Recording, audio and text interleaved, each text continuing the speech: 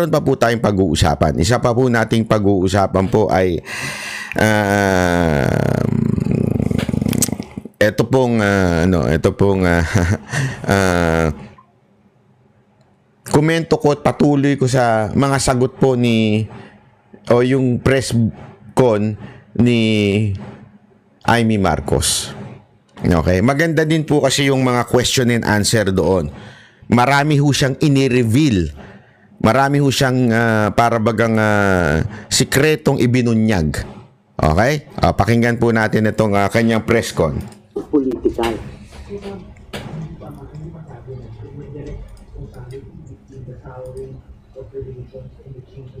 Mahina lang po yung tanong. Paulit-ulit sinasabi ni Secretary Boying Remulla na may konteksto ang lahat. At sa palagay ko, maliwanag na may konteksto na talagang sumasabay sa alitan at wawalang tiwala ng dalawang panig. Itong mga pagbabago sa legal processes and our international stand. Nagbago rin talaga. Now that you finished or that you have a preliminary report, ano po yung nakikita yung legislation or are you planning a resolution for the Senate to be considered? Ano po yung dulo nitong investigation? Well, ang dulo nito, maliwanagan tayo dito sa ICC. Yung iba nagsasabi na baka dapat ibalik na naman sa NBI at wag daw sa Philippine Center for Transnational Crime ang ugnayan sa Interpol. So may mga recommendations in policy, yun naman talaga ang ating pakay in aid of legislation. At alam din natin na hindi pa tapos to kasi may mga warrant pa na ilalabas. Alam natin na may 5 nang narinig tayo na laman nung ikalawang warrant na mula sa ICC. Kung tama ba ang proseso or kung hindi tama ang proseso, hindi na dapat maulit. So, importante yon. At syempre, yung mga OFW natin na nasa ibang bansa, nanganganib talaga at natatakot kung dito mismo sa sariling bansa, natatangay ang isang dating Pangulo na may edad na at may sakit. Paano pa raw sila? Kaya nais nilang malaman kung ganun na pinaglalaban natin yung mga na peperwisyo, na convict pa sa ibang bansa, pinaglalaban natin na makauwi, paano ba ang sitwasyon ni Presidente? Ngayon, isa pa, medyo marami. Alam mo, ganda nung halimbawa niya na yun, yung kung yun nga mga kababayan natin, kasi sinasabi nila ngayon, ito pala ang konteksto niyan, kasi sinasabi nila ngayon, wala tayong magagawa. Lalo na yung matapang na sekretary. Wala tayong magagawa na dyan. Wala na sa ano natin yan. Wala na sa jurisdiction natin yan. Hindi na natin yan. Laging high blood na secretary. Alam mo, mga kababayan, ito yung sinasabi ni Senator Amy. Yung ibang mga kababayan natin na Pilipino, mga OFW, kahit nga ho sila ay convicted na. Convicted na po ito, gumagawa tayo ng effort to bring them home. Kasi kapwa natin Pilipino yun. That's who we are. That's our culture. Diba? Hindi ho tayo yung nagpapabaya sa ating kababayan. Ginagawa natin yan. And I know. Why? Because, diba, si Mocha naman, nagsilbi dyan sa OWA. Hindi ho nila pinipili kung sino yung bibigyan nila ng tulong. Hindi ho. Whether ikaw ay humingi ka ng tulong at kailangan mong ng legal support para maiuwi ka, lahat binibigay ng gobyerno na ito. Lalo nung panahon ni Pangulong Duterte, ewan ko lang ngayon I'm not sure. Pero nung panahon ni Pangulong Duterte, ginagawa yan. Even if meron kang hindi magandang nagawa o di kaya convicted ka sa bansa na yon, 'di ba? Ginagawa ho yan. Inuuwi natin. Eto pa. Si Pangulong Duterte pa, dating presidente, tinuturing na bayani ng karamihan, hindi convicted, accused lang, at higit sa lahat, kung sabihin man ng Supreme Court na illegal yung ginawa na pagpapalipad ni Pangulong Duterte doon sa Netherlands, sasagot lang natin, hindi, wala tayong magagawa dyan. Wala na sa natin, sa jurisdiction natin yan. Yan yung mga palusot ng mga ulul. Diba? Wala tayong magawa dyan. Ano na lang yun. ganyan sila eh. Yun nga ang mga Pilipino convicted, inuwi natin dito eh. Yan pa kaya. Ang ganda ng punto ni Senator Raimi dyan. Kami pong galit at nananawagan sa akin at tinetext ako, sinong mananagot dito sa nangyari? Kasi hindi naman po pwede na nakalusot ng basta. Yun ang tanong. With all of this press ko nito, isa lang ang tanong ko dyan. Ano tong investigasyon? Imbestiga lang? Ganun na lang huyong? Hindi, ito ano lamang po ito, isang katanungan lamang po ito sa ating butihing Senator Amy. Kasi lahat po ng investigasyon nyo, bullshit po yun, sir. Ay, ma'am, kung hindi matutuloy sa pagdemanda ninyo. Hindi ko sinasabing wala kayong plano, ha? Hindi yun ang sinasabi ko. Sabi mo kasi, meron ka pang second, ewan ko kung totoo yan, yung hearing mo. Pero gayon pa man, lahat po yan, talk shit, ika nga. Diba? Talk shit po lahat yan kung after the hearing, wala na. Ang kailangan namin, one, may makonvict dito. Kasi pinatunayan ninyo. Tandaan ninyo, 3 bagay ho yung pinatunayan ninyo. And number 1 doon, that it was an illegal extradition na nangyari. So therefore, if there is an illegal extradition, no, dapat po ay may managot. So paano ho magkakaroon ng mananagot kung walang idedemanda? Kasi dapat may ganyan yan sa dulo eh, di ba? Kasi ginawa naman ninyo yan nung panahon na I think it was the Farmally investigation. Ginawa nyo, okay yun, go. Ikasuhan ninyo yung dapat kasuhan. Madam, this time kaya, baka naman puro daldal lang yan, wala kayong kakasuhan. Maniniwala kami sa inyo pag kinasuhan nyo. Actually, ang sabi pa nga ni Panelo, na pinapanood ko si Panelo si Panelo rin talaga, iba level Iba level ng pagbanat Ibig sabihin po, sinasabi nyo illegal, therefore, party dyan yung inyong kapatid. Kasi, siya po yung commander-in-chief ng PNP.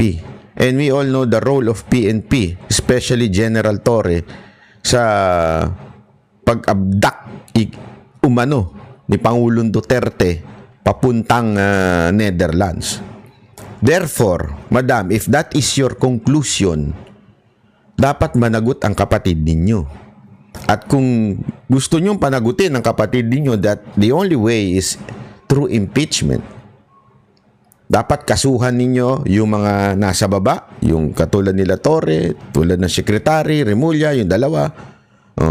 Dapat kasuhan nyo yan. Kahit si Anyo. Kasi according to you, to your conclusion, parte si Anyo dyan. So therefore, kasuhan ninyo. Kung hindi nyo kakasuhan, wala, moro-moro lang po yan. Isa pong campaign strategy mo lang, di ba? Gago! Hindi po, yun ang katotohanan. Campaign strategy mo yan? I don't know. Pero sunog ka na sa mga Duterte supporter, or you are sincere. If you are sincere, file a case, impeach your brother. Yun lang o yun, di ba? Findings na naging basis para tumalas na kayo sa alyansa o dahil sa nakalipas sa dalawang political rally ng alyansa ay hindi na kayo mention ng Pangulo habang bumato kami?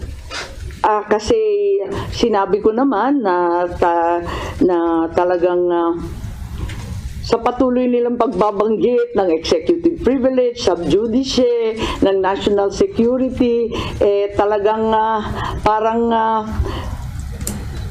mistulang nagtatago ang ating gobyerno ng mahahalagang katotohanan at hindi ko talaga matanggap kaya't kinakailangan malaman natin at hayaan na lamang ako na malaya na magsiyasat para malaman ng taong bayan ano nga talaga ang mga pangyayari, kung may nalabag na batas at kung ano ang pagbabago or bagong legislasyon na kinakailangan. At Tulad ng sinabi ko naman, mula pa nung umpisa ng halalan, mananatili akong independent. Dahil higit sa anumang politikal na pakinabang, dapat manaig ang soberanya ng bansa at ang tunay na katarungan para sa bawat Pilipino. So, wala kayong pag-uusap pa rin ni Pangulong Bongbong Marcos din? Oo, wala. Matagal na yun. Oo. So, sa tingin yung minasama ng Pangulo yung pagtanda hindi pa ng hearing sa Pilipino na ibalagay? Parang ganun ang lumalabas na hindi ko naman maintindihan. Pagkat para sa akin, masyadong naging emosyonal, galit, at taranta ang taong bayan. At nakita naman natin, naglabasan sa kalsada, nag-iiyakan, nagpo-protesta. Kaya imbis na lumala pa itong sitwasyon na to, minarapat ko na alamin kung ano talaga ang nangyayari para kumalma tayong lahat at maanalisa kung ano talaga ang nangyari. Kaya lang, eto nga, hindi ko naman intensyon na anti-administration yung hearing. As a matter of fact, kung maaalala ninyo, halos lahat ng testigo galing gobyerno. Hindi ko naman alam yung mga sagot nila. Kaya nga ako nagtatanong kasi hindi ko alam yung sagot. Malay ko ba kung anong sasagutin nila? Nung hindi sila magkasundo at hindi tumutugma yung mga sagot nila, hindi maganda yung itsura ng pamahalaan, nagalit yata sa akin na nabunyag yun sa aking hearing. Po. Hindi, matagal na kami hindi masyado nag-uusap, maraming humaharang, matagal na. Oo. Nakikita ko lang pag public events. Ayan o, madaming humaharang. Ayan o ang siste. Okay? Kasi yung mga kababayan, siguro, marami na ho sa atin ang nakarinig ng kwento na nung palang panahon ni E.S. Rodriguez, meron ng iba pong tila namumuno o tila pinakikinggan or di umanong nagko-control ng sitwasyon sa loob ng palasyo, di ba? Nadidinig na po natin 'yan sa mga iba't ibang vlogs. Dito, narinig na po natin mismo sa bibig ng kanyang kapatid. Maraming humaharang. Hindi natin alam kung yan si E.S. Bersamin o baka naman yung asawa. Di ba po? Yan o ang tanong ho dyan di ba? Sino po kaya yung humaharang na yun? Yun ang tanong. Okay? Kasi mga kababayan, ako kung ako si Marcos, makikinig ako sa kapatid ko. Especially ate mo to. Bakit? Hindi more than anything else. Kapatid mo yan Hindi ka gusto mapahamak niyan. Kapatid mo yan. Ang concern niyan yung pamilya niyo, yung pangalan ninyo. Whether it is in bad faith or bad intention or motives, kapatid mo yan. Siyempre gusto niya salbahin yung pangalan ninyo. Ilang beses niyang sinabi yan noon Ang gusto lang namin parang may maayos. Kasi siyempre na yurakan yung kanilang pangalan, di ba? Alam naman natin, pag sinabi mong Marcos noon, magnanakaw. Ngayon, Marcos, hindi ko na sasabihin. Alam nyo na yun. Hindi. Bahala na kayo isulat nyo na lang dyan sa baba, di ba? Kasi dati yun totoo naman, dati po. Pag sinabi mong Marcos noon, issue ng korupsyon ang pumapasok. Marcos korupsyon, o di kaya Marcos diktador, di ba? Yan ang laging Kaya nga gusto linisin ni ate yan di ba? Ngayon, instead na Marcos diktador, Marcos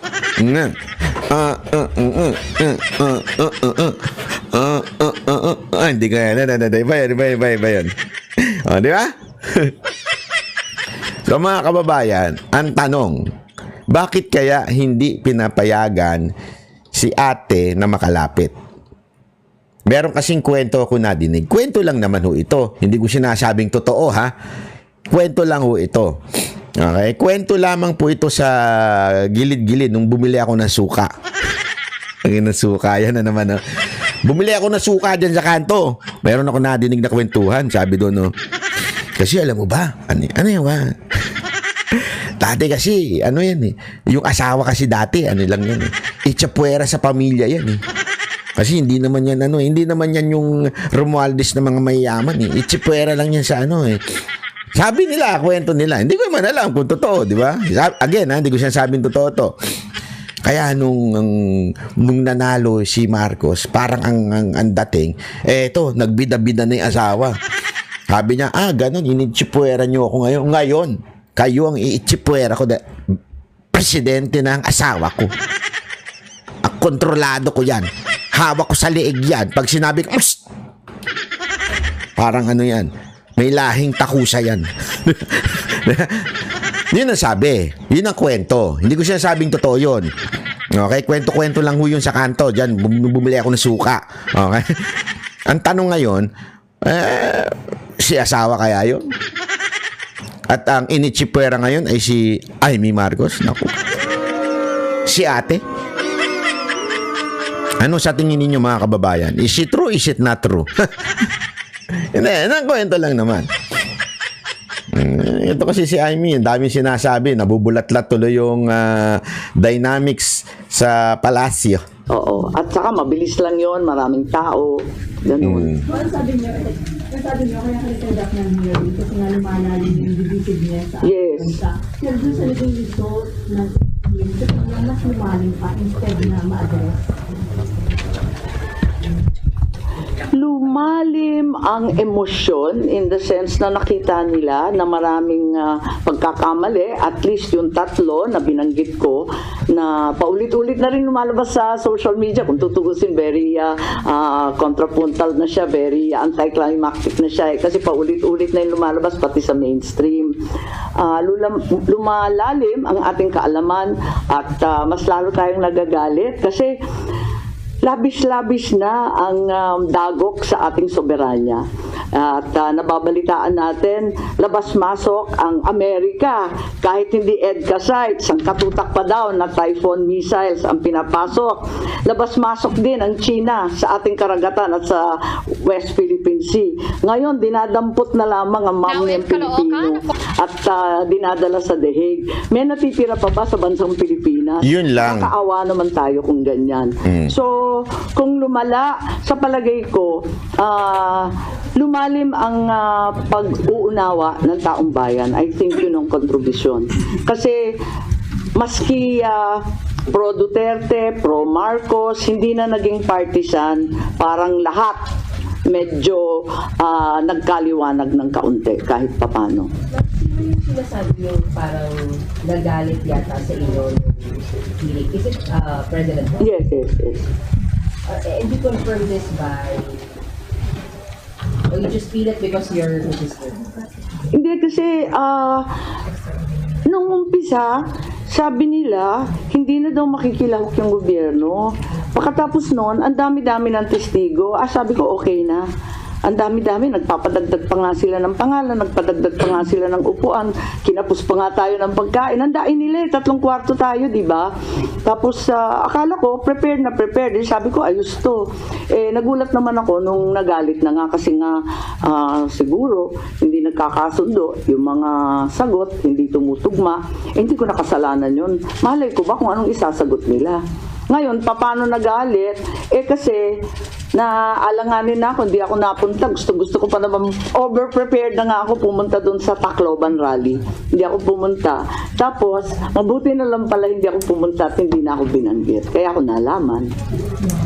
Ma'am, sa Cavite, hindi na ka lang manibigyan. Sa Tacloban lang nabanggit pa. Nabanggit pa. Ganun. Mali. O di...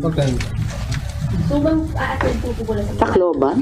nabanggit pa mo? Ay, ganun. Hindi ko na maalala. Sa totoo lang, hindi ko masyadong tinututukan yung kampanya. Nandito ako sa investigasyon. Parang naisang tabi na, nakatutok talaga ako dito para malaman kung ano pa. Ma'am, yung pagbanggit ng Pangulo sa inyo last campaign sa Viva Laguna, you take it as mukhang masama loob sa inyo? Yeah, okay lang. Walang problema. Kasi nga sabi ko, nakatutok naman ako dito. Hindi naman na eleksyon, kampanya, politika ang pinaka-importante. Nangingibabaw sa akin itong mga dagok sa ating kalayaan, sa ating soberanya. Hindi ko kaya to Talagang ipaglalaban ko yan Pag hindi yung hindi binanggit, pagkatapos sabi labing isa na lamang ang kanilang kandidato, wag na tayo magpahirapan ng katawan. Sabi ko, kakalas na muna ako kung nahihirapan kayo. Mas madali naman ganun, okay lang sa akin, walang problema. May offer bang PDP laban na para i-adapt kayo? Ang sabi may nag-aampon, hindi ko masyadong pinapansin, kinakarir namin to Naduling-duling na nga kami kagabi. Just in case open kayo, ma'am, sakali i-adapt kayo. Anyway, yun po yung pinakapunto ni Senator Amy. Mahaba po yan, pero yan na nga po yung pinakapunto nung kanyang pagpatuloy ng press con niya. Sinabi niya yung unang dahilan ng kanyang findings, second, itong mga plano niya. Pero wala ho siyang nabanggit na parang ididemanda niya. Parang may susunod pang hearing, parang ganon. Kaya nga again, patuloy natin sinasabi, everything that is nangyari sa hearing na to will be useless kung hindi niya ididemanda yung mga natagpuan niyang lumabag sa batas, hindi sumunod sa due process, dapat idemanda niya. Okay, yun po ang importante. Pangalawa po, damay po yung kanyang damay po yung kanyang kapatid. Dapat to ay idemanda niya, hindi demanda, impeach niya. Mag-file siya ng impeachment. Although, sabi ng iba, useless lang naman din. Di naman gagalaw yan sa Kamara. It doesn't matter. Importante ho ay makita ho ng international community that itong mismong kapatid ay nanindigan. Diba? Nanindigan na para i-impeach ang kanyang kapatid. Ibig sabihin, there is a problem. Kasi mga kababayan, kung lagi nating sasabihin, wala namang mangyayari. Boboto tayo.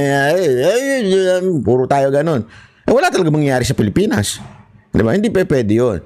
Kasi ang prinsipyo, whether may mangyari, walang mangyari, may prinsipyo ka.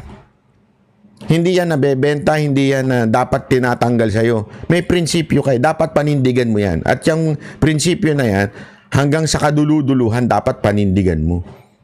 Whether may mangyari o wala mangyari, yung prinsipyo mo nasa iyo. Di ba? Yun yung sinasabi natin. Unless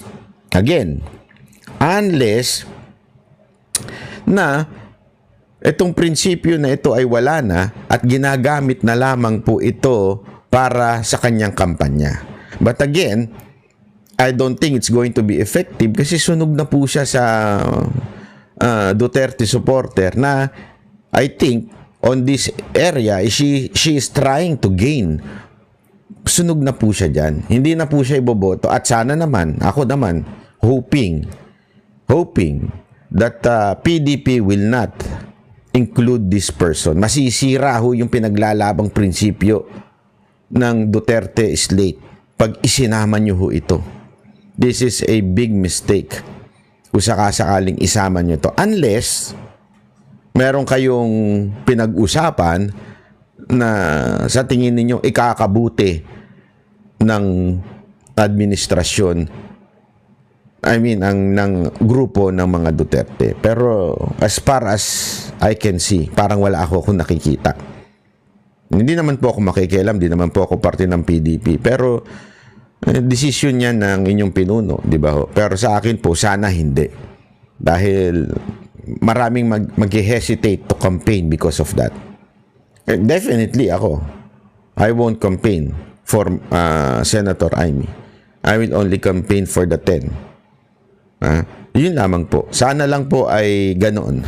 Mga kababayan, maraming salamat po. Ako po si Banat Bay. Magkita-kita huli tayo.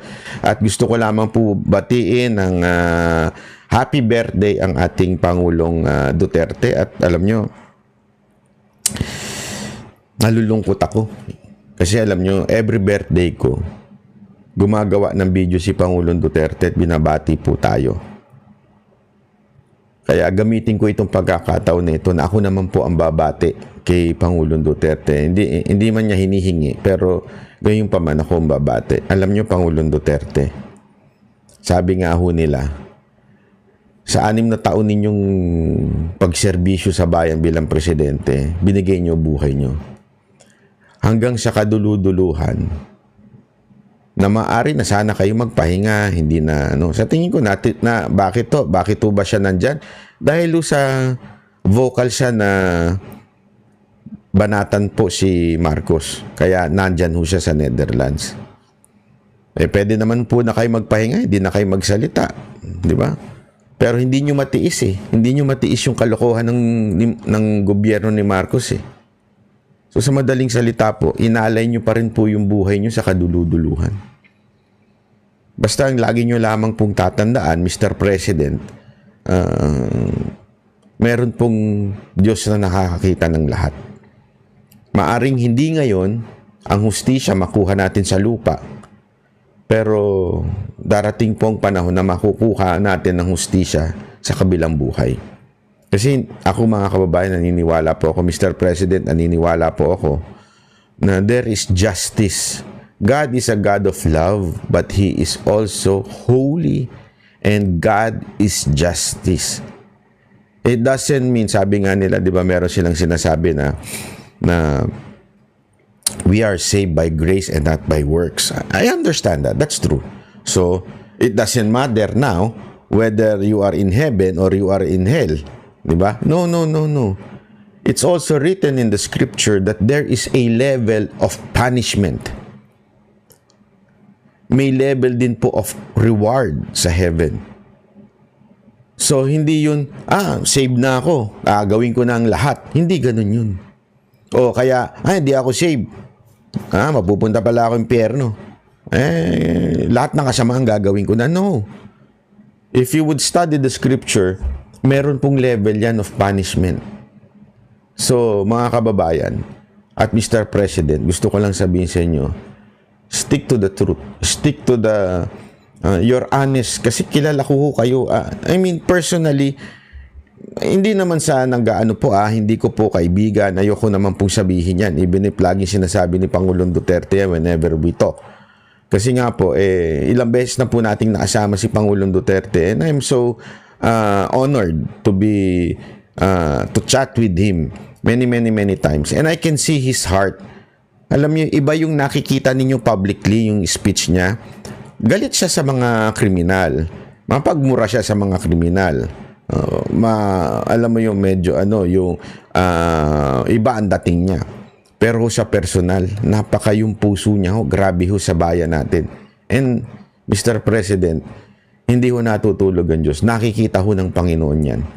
Hanggang sa kaduluduluhan, iniisip niyo ang bayan niyo. Pwede na kayong tumakas nun Nasa Hong Kong na po tayo nun. Magkakasama na tayo nun. Pwede na kayong tumakas nun. Although, hindi nyo ginawa. Inalay nyo pa rin ang inyong buhay. Tuloy-tuloy ngayon. You're suffering just to make a statement. Kaya, Mr. President, maraming salamat po. And God is not sleeping. Di ba? Binabantayan po kayo. Maraming salamat po. God bless you po, Mr. President, and happy birthday. Kami ang boses ng masa, hindi natatakot. Katotohanan lang, di kami nalulunod. Walang bahid ng sismis, lahat ay totoo. Kahit sino ka pa, pag mali ka babanatan ka. Walang pinipili kulay, wala kaming kinikilingan. Basta para sa bayan, kami lalaban. Pagdama palakpakan, pag mali banatan. Di matitinag, di matatakot. Para sa bayan, tuloy ang sigaw. Sa harap ng kamera, walang halong takot. Mga baluktot, lahat kayo'y tutumba. Ang hustisya at totoo, yun lang ang mahalaga. Kahit sinong harang, di kami matitinag. Walang pinipiling kulay, wala kaming kinikilingan. Basta para sa bayan, kami lalaban.